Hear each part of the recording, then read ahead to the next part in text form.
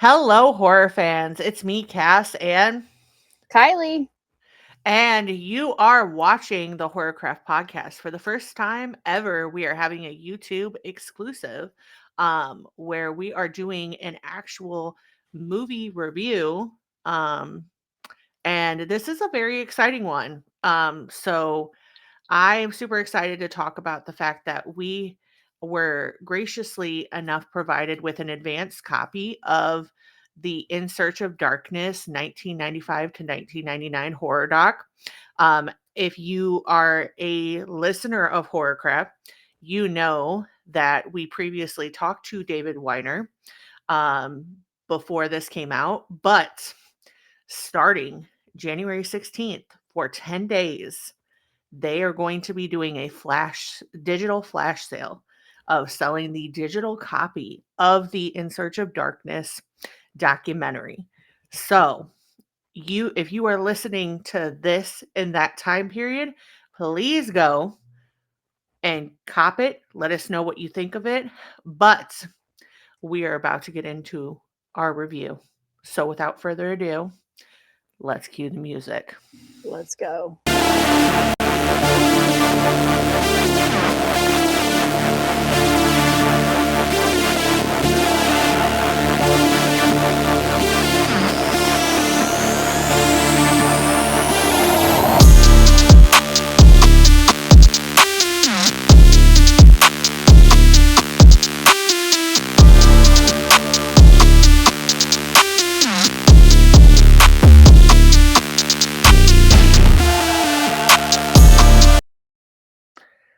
All right, and we're back.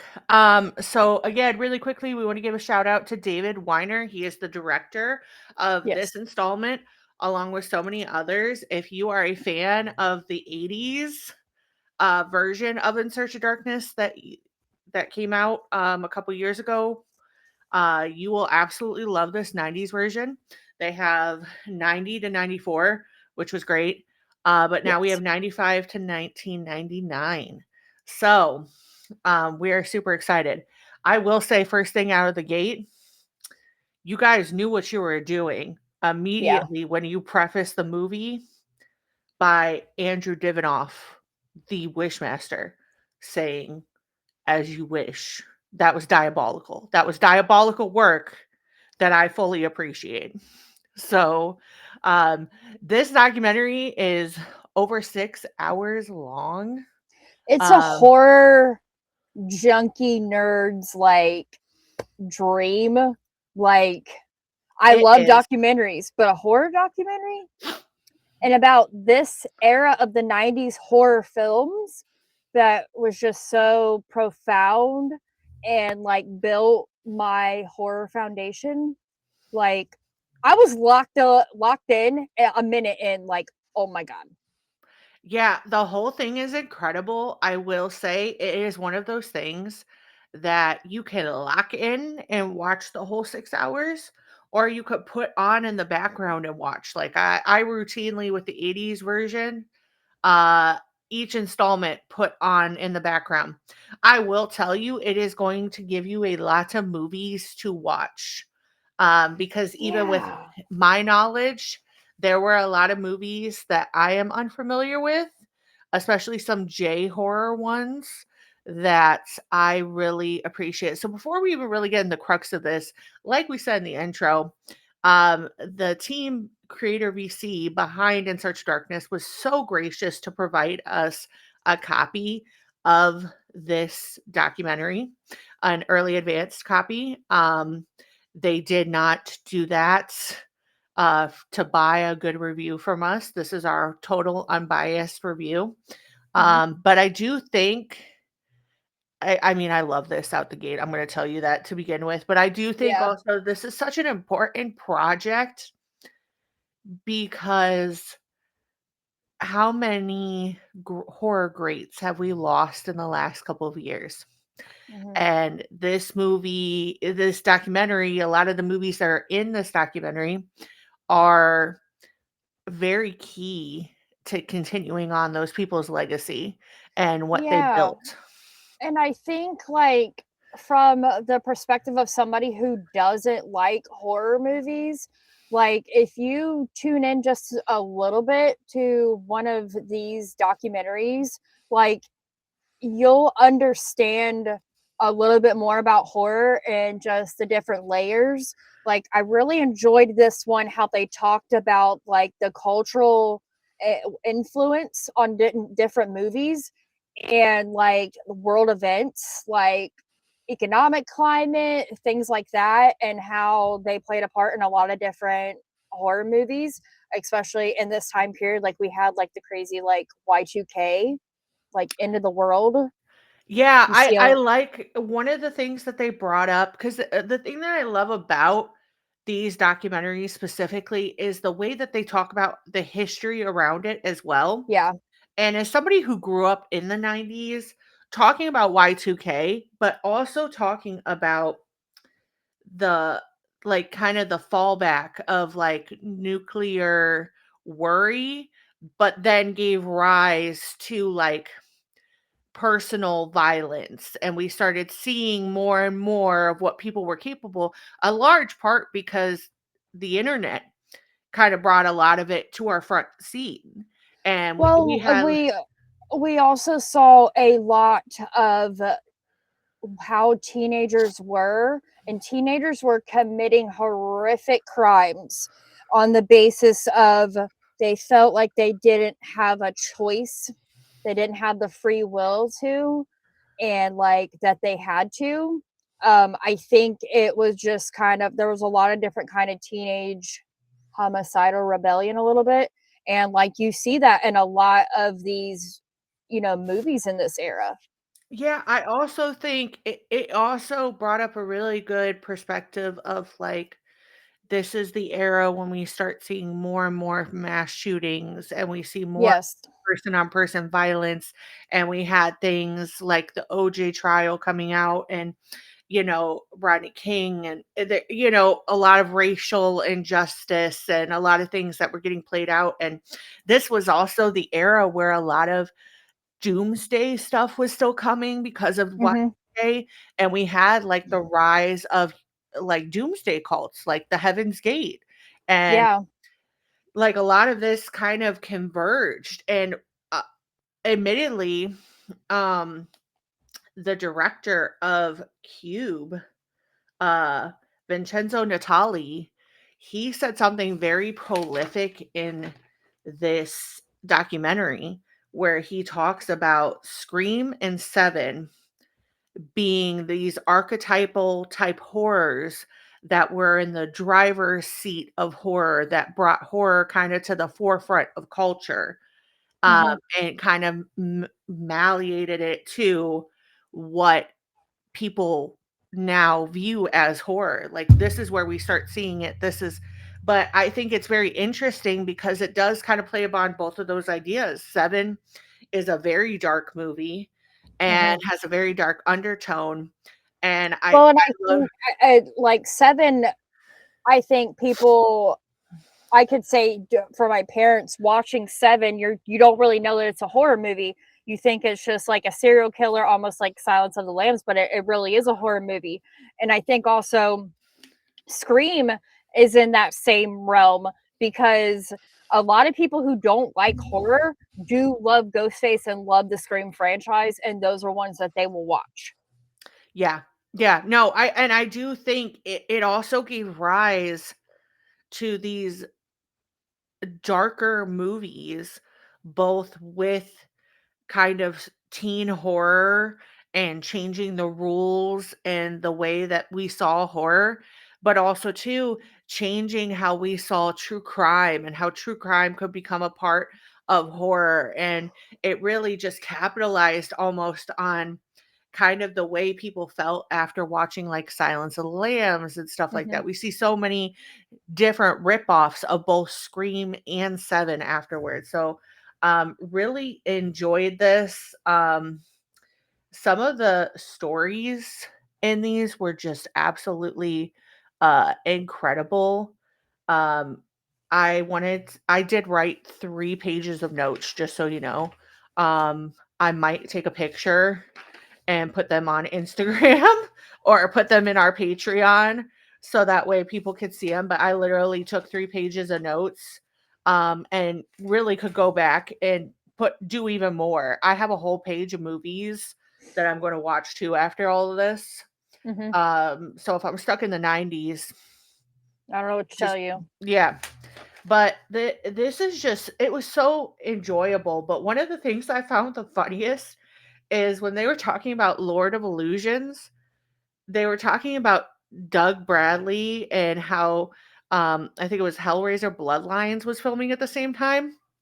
And Doug Bradley ended delivering the monkey from Lord of Illusions to the set, uh, in full pinhead gear up.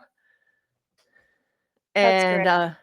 he he talks about how it like caused a disruption, but just the fact that like they were like, I have to deliver this monkey to the set of Clive's other film, and they're like, do you want to deliver it? And he shows up, like, gets in a car, shows up and delivers a monkey on a chain in full I love that. And Doug Bradley's commentary was great. They had so many great, that's really what I love too, is even if it's not the movie that they're in, there are so many great people that are Yeah, commenting.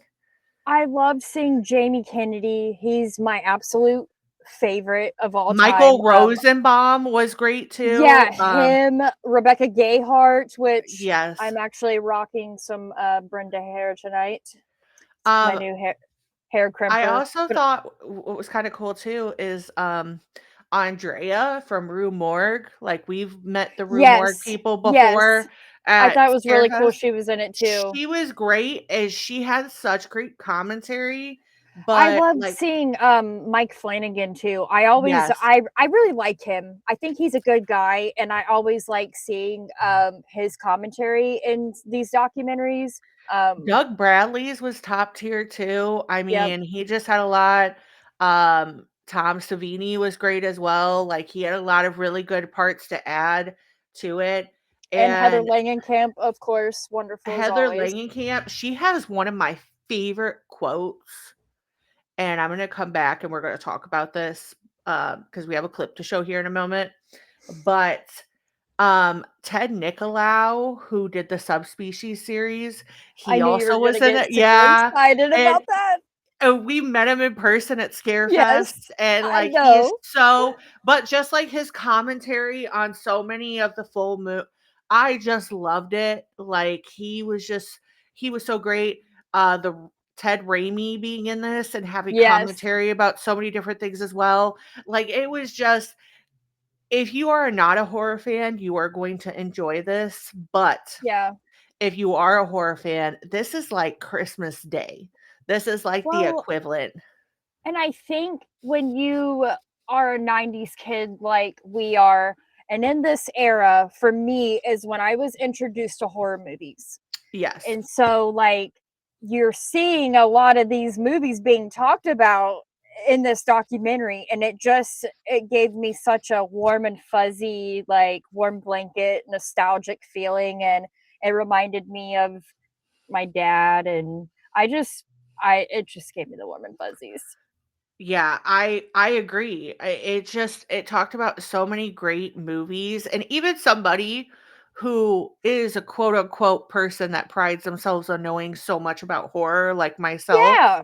I There were so many, I wouldn't say so many, but there were a lot still that I hadn't even touched, and I think it's just Yeah, so like great. literally, if you don't know, like you're burnt out on a lot of horror movies and don't know what to watch, put on an In Search of Darkness documentary. You will find a bunch of movies that you've never seen and Mhm. suggestions to watch.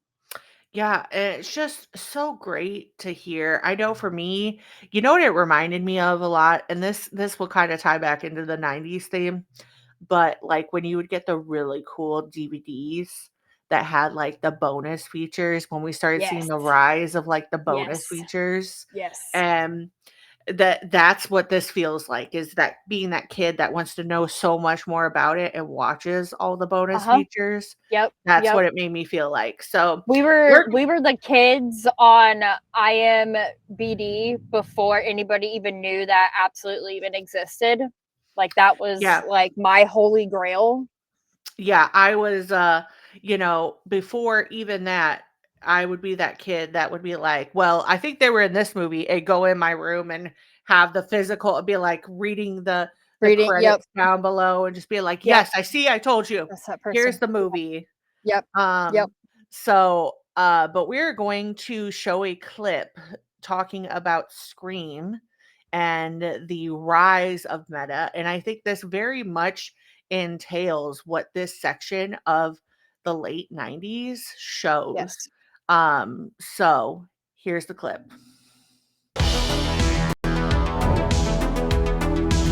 What Kevin Williamson did was what is now referred to as meta. And that is the commenting on what is happening by the person that you're watching without them breaking the fourth wall. This is standard horror movie stuff. Prom Night Revisited, man. The fact that we're so savvy as horror movie watchers, let's just start to investigate what that means. Let's throw that out to the audience and let them partake in this fun in trying to figure it out.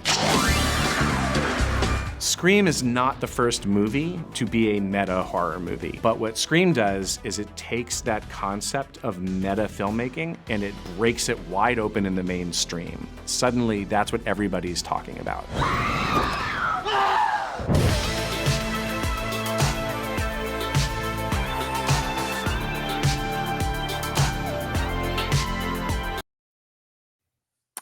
Yeah, so I really love the way that they talked about that. I do think it's important specifically to show this clip because something I think this documentary does a great job of showing for anybody who is a filmmaker or somebody that loves certain films and wonders why films get interfered with.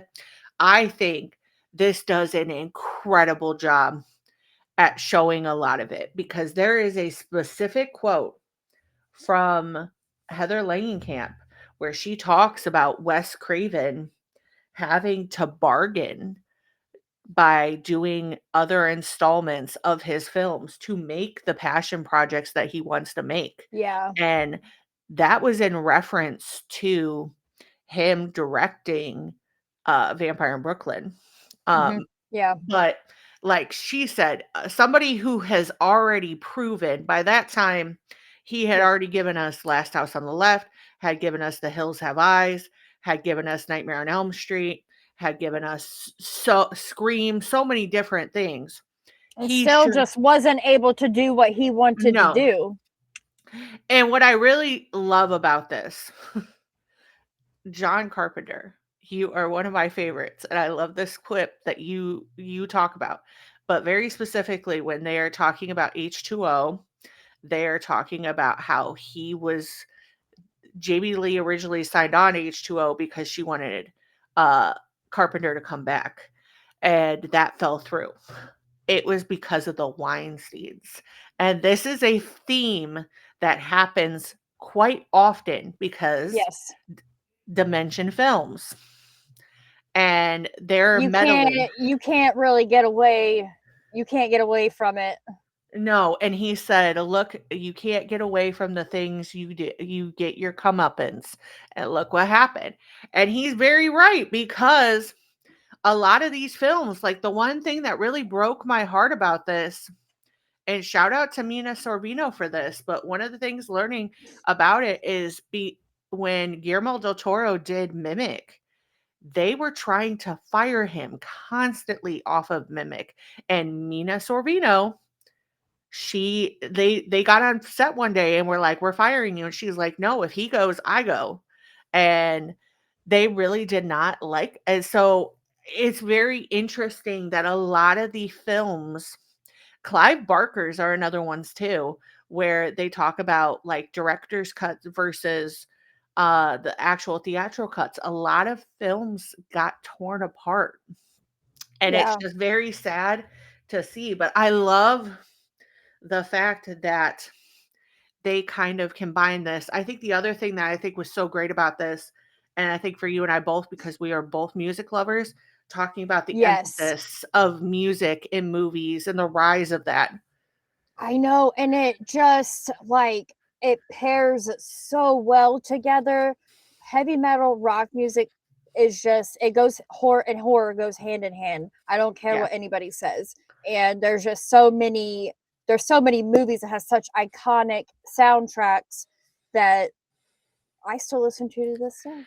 Yeah, they list like The Crow being a big one. They Yeah, list like Blade. But a lot of these, like I still, and this carries on even into like the 2000s, where we see a lot of really great soundtracks behind movies. And we've been fortunate enough that we've kind of gotten back into that, where we are starting to see more a of the little bit. rise A of little that bit. coming. I think Ice Nine Kills does very well with the movies and the music. I'd like to see more of it though. I think we need to bring that back. Yeah, yeah, I agree. W- so what were some of your like standouts for movies in this that you were like geeked to see? Um Anaconda, The Blair Witch Project, of course.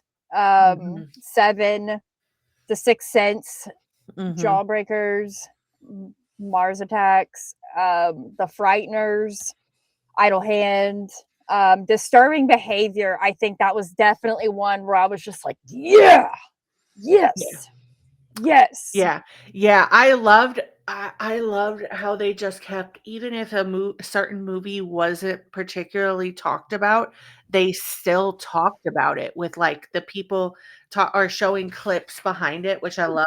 even showed a clip of In Dreams. Yeah, I love that. They talked about, so some of mine were Event Horizon, Blade, Wishmaster. Those were some of my favorites. I loved Cube being talked about. Demon Knight was Yeah, incredible, the way they talked about that, and they were talking about Billy Zane's ad-libbing on that. Tales for the Hood was the one that really got me though. Like I yeah, really thought I like started crying listening to that, because I've always loved Tales from the Hood growing up. And to hear just like the director of Tales of the Hood from the Hood talk about like the meaning, like the wraparound story and all the different parts and stuff like that. And even the fact that in this documentary they talk about like the correlation between them and OJ, which is so in like that they've never talked about it before, and that they were talking about the whole OJ's daughter was one of the actresses stunt doubles, and so they were talking about kind of that was going on during the OJ trial. And but it was just so great hearing that, and hearing like the reverence behind this being like the story of our community wrapped around this idea of the funeral home and Dante's Inferno. And I just really love that. I also love the fact that they were talking about the like end of days and all the different doomsday movies that kind of came yeah, out. Strangeland being talked about was yeah. great. I love Captain Howdy. I Um, I loved them talking about I Know What You Did Last Summer and Scream. yeah. Just because like Scream 7 is getting ready to come out, and we just had another I Know What You Did Last Summer, and just how like those two franchises are still like holding up and like making more all these years later. Yeah, yeah. It was just so great. And they talked about Tremors too. Yeah, and they Uh, talked about Tremors, which I didn't know that Jamie Kennedy was in any Tremors movies, and yeah, I that's on my list. yeah, yeah. Yeah, yeah. I love Jamie Kennedy. He ends up playing a very pivotal role in the Yeah, Tremors films, which you yeah, find out. But yeah, I just loved it. The urban legend part of it too was really great for me because like Yeah. them talking about certain behind the scenes, like Michael Rosenbaum, absolutely love him. Like he has his own podcast too. He's a precious gem. He is, but him talking about like them doing his death scene and just like certain things, he was just the really cool thing that I loved too that they brought up. First of all, Andrew Divinoff is a national treasure. I think he is an underrated 90s powerhouse because, like, he did so many just different things during this time period that I think was great. But, like, Wishmaster, he brought up a really good point, which I've never even really thought about. Wishmaster is kind of like the Avengers of horror because you have him in it, but then it has Robert Englund, Kane Hodder. Yeah. It has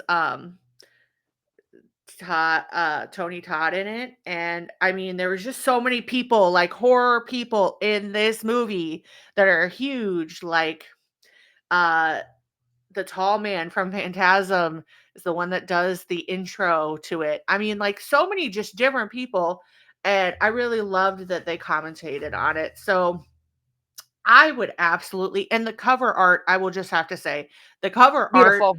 for this section of the 90s is just amazing. I love the way that they went into this.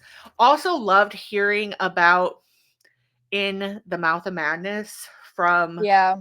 John Carpenter's perspective and just like where he was going with it. So really just loved it. So I don't know if you could tell, but this documentary is HorrorCraft approved. Absolutely. We absolutely love everything that comes out from the In Search of Darkness team, and we hope that they make so many more of these. But I am just so, and for me, it was just so beautiful and meaningful that this captures so much of that time period, and that this is something that we can go back to because we are in a period where we are starting to see more and more of the people that we love from the 80s and 90s, unfortunately, leave us. And it just preserves their legacy. So I absolutely just love this. So please go and cop this. Like I said, they're doing a 10-day flash sale. It wouldn't be a HorrorCraft review if I didn't stumble over my words at some point. But of course. they're doing a 10-day flash sale. And you could get the digital copy. It is absolutely worth it. I mean, you will get so many hours of, I mean, it like I said, it is over 6 hours, but even more so than that, this is something that you will continually be going back to.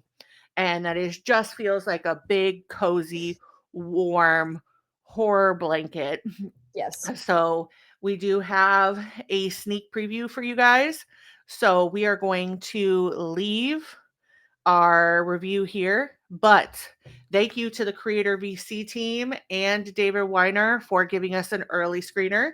And we hope all of you enjoy it. If you do go cop the pre-sale, please let us know. Please let us know what you think of it. Yes. And what are some of your highlights? We would love to hear it.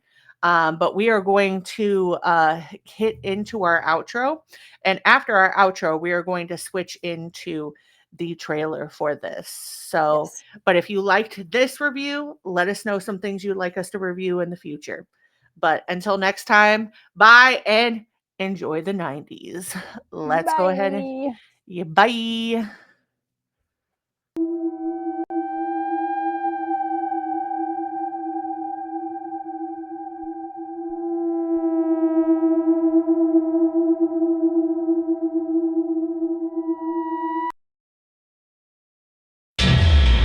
What are you waiting for?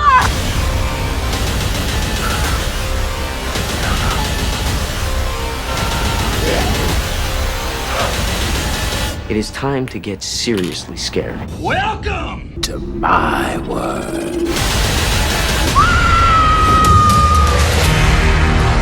The 90s. Welcome to Oblivion. The world was shifting in various ways. And then carnage. Woo! The whole machine changes It's kind of a carnival atmosphere. It was a very, very exciting time. The horror landscape has been changed. The pendulum swung far. The horror was always human. I think everybody was looking for a way to do something original. There's some really brilliant moments in the 90s. Scream really changed the entire game. Oh, just some scary movie. It's a pop culture phenomenon. Suddenly, everybody was knocking on Kevin Williamson's door. And the hook is people are being killed with urban legends. We're so savvy as horror movie watchers. It was meta on meta with meta. More blood, more gore. Look at me, I'm Leatherface! Kevin, who was kind of the antithesis of Scream. What's in the box? What's in the box? Absolutely brilliant moment of horror. There were many new types of villains in the 90s. Open wide. This movie is so goth. We were documenting the effect of anarchy. This is not reality! People had nothing to pay attention to except things like Monica Lewinsky. Blow me. We're dealing with a lot of social and political themes. Technology was advancing, culture was getting kind of uneasy. This AOL thing, you can really do some damage with that. Not even Arnold was immune to Y2K. You're a fucking choir boy compared to me! This is DVD. My Blockbuster had 200 copies of it. I loved all the extras you used to get. That's back when cinema was still pumping. Hollywood in a big way. I love the design of that mummy. We are in serious trouble. Johnny Depp is Tim Burton's alter ego. You look better without a head. This was a period where the soundtrack album became massive. Rodriguez is a real genius. Tarantino killed it.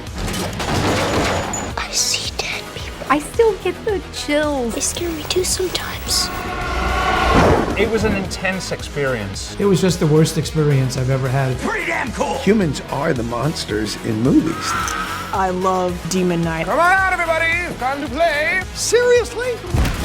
I don't know if that's even legal. Let the games begin.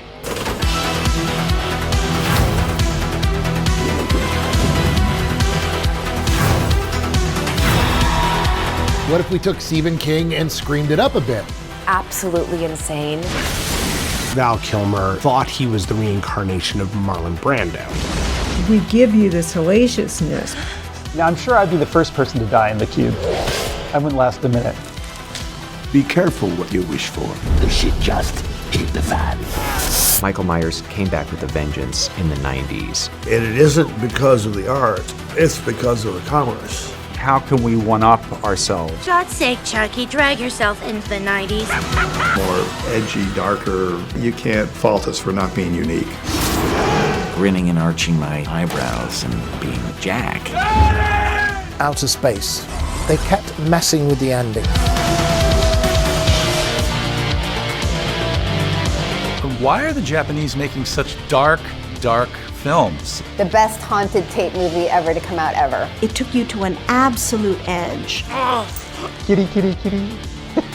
I'm scared to close my eyes. We had no idea that the movie was going to blow up. I bought this thing hook, line, and sinker. Such a 90s moment. Word. We are still talking about it. Maybe it was lightning in a bottle. You can find gold in the 90s.